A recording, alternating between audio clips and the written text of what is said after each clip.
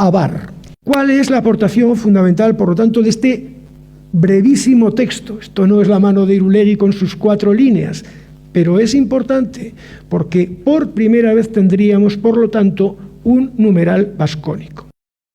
Se escribe Abar, pero el problema es que el sistema gráfico del ibérico y del vascónico no tiene la M, y por lo tanto, detrás de la escritura B puede estar la M directamente. Abar, bazen jada duela 10 urtetik Iberiarren eremuan dokumentatutako zenbaki bat. Ikusten zuten antzekotasunak bazituela euskara historikoarekin, hau da, egungo euskararen aurrekariekin, Erdi Aroko euskara, eta falta zutena, hain justu da, ze harreman zuten bioiek baskoierarekin. Zenbaki edo numeral, kasu honetan Abar behintzat, partekatzen dutela.